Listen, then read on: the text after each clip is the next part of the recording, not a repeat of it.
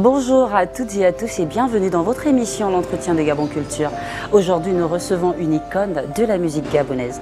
Elle a commencé le chant à 14-15 ans. Elle est montée sur scène pour la première fois à l'âge de 18 ans. Angela Sélé, bonjour. Bonjour. Comment ça va? Ça va. Angela Sélé cumule combien d'années de carrière musicale? On va dire plus de 30 ans quand même. 30 ans et dépassé de 2 ou 3 années. Plus de 30 ans en tout cas. Plus de 30 ans.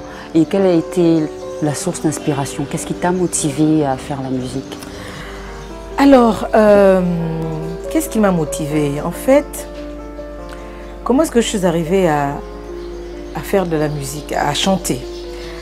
Alors, lorsque j'étais toute petite, mon père on apprenait en Europe, dans une école où il y avait comme matière, parmi tant d'autres matières, maths, anglais, il y avait la musique. Et dans cette matière, on nous enseignait un peu le solfège et puis on nous enseignait des chants de grands artistes. Et lors d'un examen de musique, on va dire, de chant, il y a eu un tirage au sort qui avait été fait. D'accord. Donc ce tirage au sort a été fait. Sur les petits bouts de papier, il y avait inscrit les titres des chansons qu'on nous avait apprises en classe. Et parmi ces chansons, il y avait une chanson russe qui était la plus difficile normalement. De toutes les chansons qu'on nous avait apprises, il y avait une chanson russe. Et comme par hasard, lorsque c'était à mon tour, quand j'ai tiré le petit bout de papier, c'était cette chanson. Wow. Je suis tombée sur cette chanson. Le professeur a voulu me donner une deuxième chance parce qu'il savait que cette chanson n'était pas facile à chanter et que toutes les personnes, tous les élèves qui tombaient sur cette chanson pouvaient avoir un autre tirage. Et puis moi j'ai rassuré le professeur, je lui ai dit que non, je vais la chanter. Et quand j'ai chanté cette chanson, le professeur m'a regardé d'abord pendant je ne sais pas combien de minutes. Il n'en revenait pas et moi j'étais debout, j'avais fini de chanter. Il n'en revenait pas. Et la seule chose qu'il a eu à me dire, c'est que s'il pouvait me mettre 22 sur 20, il l'aurait fait. Il m'a mis 20 sur 20. Et donc la France, donc l'école, a voulu donc me garder pour m'envoyer au Conservatoire de Paris, pour faire vraiment carrière dans la musique. Mais à l'époque, j'étais encore toute jeune, j'étais vraiment toute petite, j'étais au CM, en 7e, donc au CM2, hein, l'équivalent de la 7e en France. J'étais au CM2 et mon père en fait a pris peur de me laisser entre les mains comme il disait lui-même, des blancs et tout, toute seule comme ça. Il n'a pas voulu. Donc il m'a ramenée à Libreville. Tu as commencé dans l'orchestre de ton papa justement, les Diablotins. Est-ce que tu peux nous en dire plus? Justement, j'en viens. C'est une continuité, c'est une suite logique. Hein. On est rentré à Libreville, plutôt. Papa n'a pas voulu que je reste en France pour faire une carrière artistique avec les blancs, donc qui devaient m'encadrer, qui devaient... Voilà, on devait me donner la nationalité française. Je devais être vraiment sous tutelle Et puis bon, je suis rentrée à Libreville. Et puis mon père avait un orchestre, les Diablotins. Diablotins. Voilà. Alors, ce qui m'emmène à intégrer les Diablotins, entre guillemets, c'est qu'un jour, mon père était donc en studio avec les musiciens, devait rentrer en studio avec les musiciens.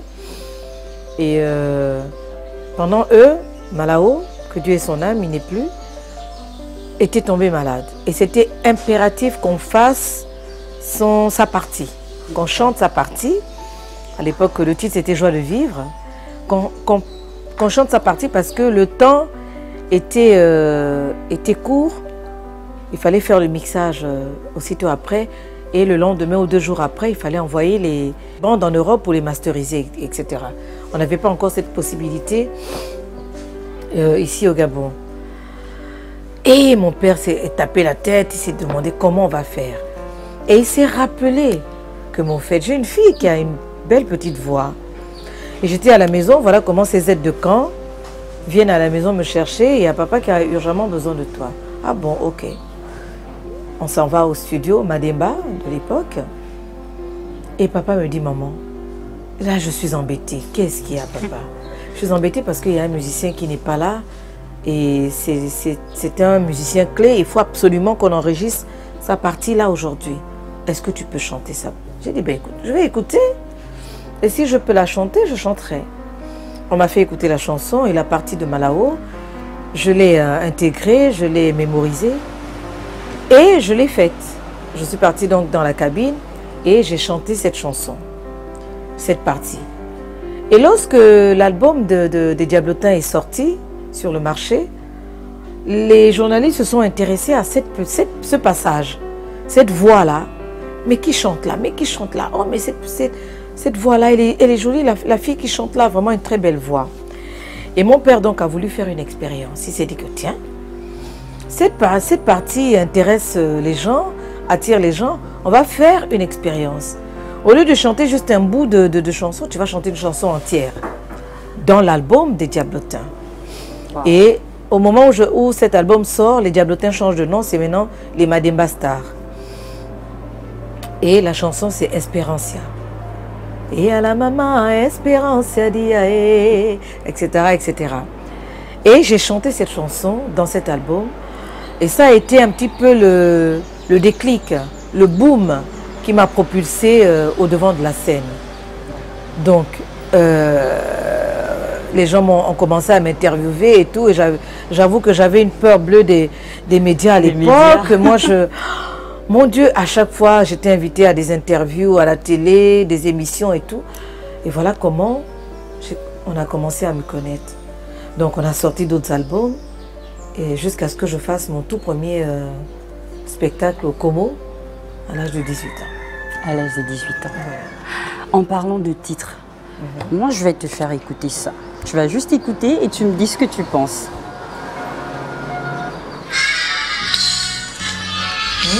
Amour sans frontières.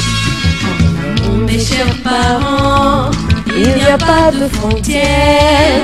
Laissez-moi épouser la personne de ma vie. Ne me forcez pas. Alors, c'est une des premières chansons qui avait été écrite par mon père.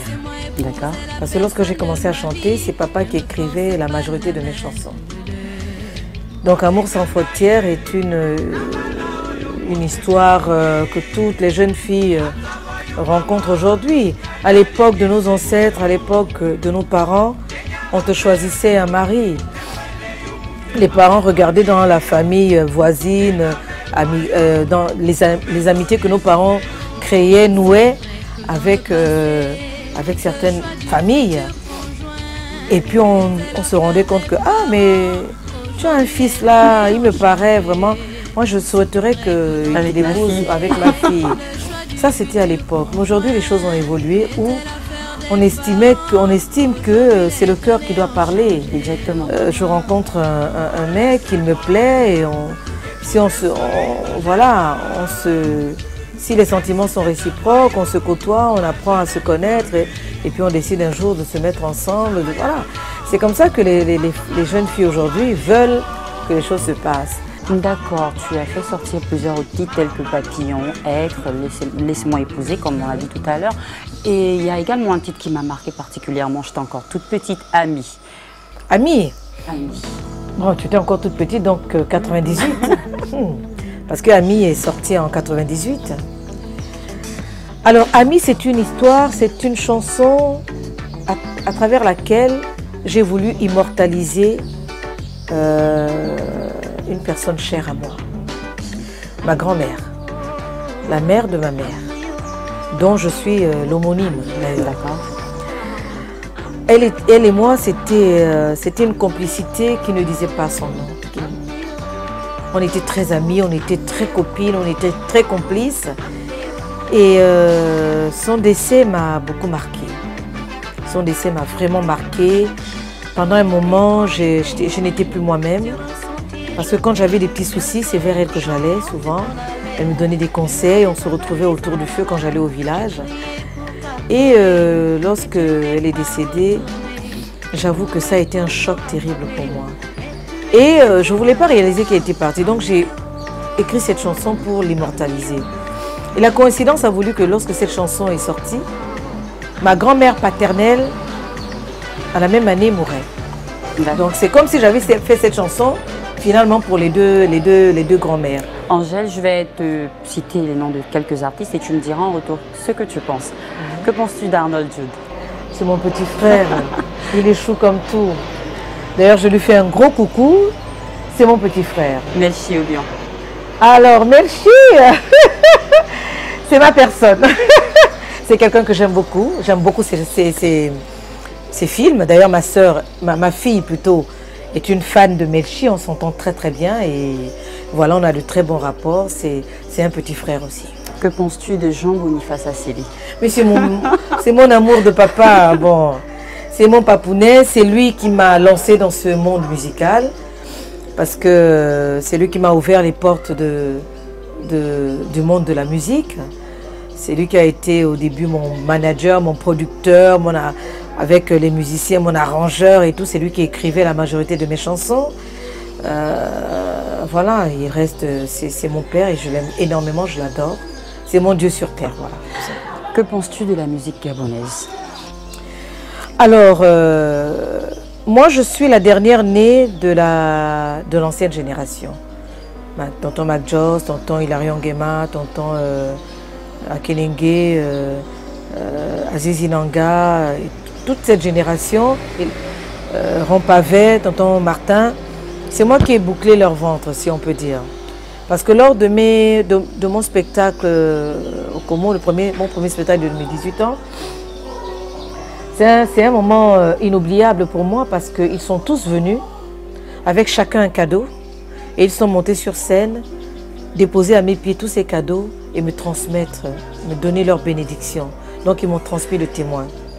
Donc à partir de là, je peux faire le bilan que je fais de la musique gabonaise, c'est qu'elle a beaucoup évolué. Elle a beaucoup évolué surtout dans le monde des jeunes, dans un genre musical. C'est le hip-hop, c'est le R&B, l'afrobeat qui a vraiment émergé. Parce qu'à cette période, on ne la connaissait pas. À une époque donnée, c'était la rumba, c'était du zouk, c'était de la biguine, c'était voilà, c'était des musiques comme ça, du soukous. Mais cette musique a émergé tout d'un coup et a vraiment pris place dans le monde artistique. Donc les jeunes se sont beaucoup retrouvés là-dedans. Voilà, qu'est-ce que je peux dire de la musique gabonaise aujourd'hui? C'est que depuis un moment, elle a un peu stagné. Parce que les jeunes d'aujourd'hui, il n'y a plus de nouveautés, même avec nous. Et on espère vraiment que les choses, et puis avec la Covid aujourd'hui qui vient vraiment freiner beaucoup d'élan, on espère que les choses vont redémarrer comme il faut le moment venu. Angèle, ton mot de fin. Mon mot de fin, c'est que... qu'est-ce que je peux dire? Moi, je suis artiste gabonaise, j'adore la musique, c'est dans le sang. Et je ne peux que souhaiter beaucoup plus d'inspiration à tous les artistes gabonais, leur souhaiter beaucoup de chance. C'est vrai qu'en ce moment, les temps sont durs, les choses sont plutôt compliquées. Mais de prier le Seigneur, je prie le Seigneur pour que les choses se décantent rapidement et que cette musique retrouve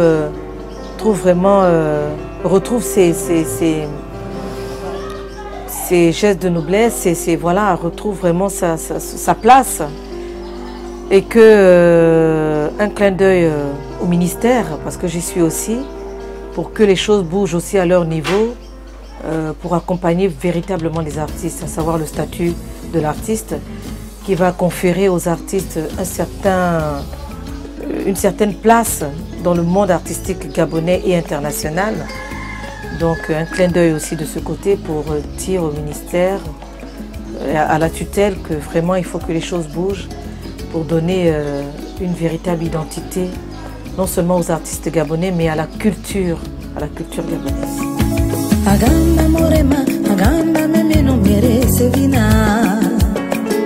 Olinga were pere urema menina wene tondomye agamba morema agamba mokuwa mere sevina mungwe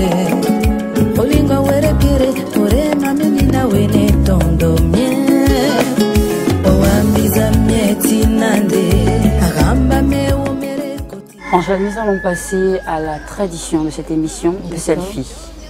Ah oui, avec plaisir, oui. Pourquoi pas, oui. Bien sûr.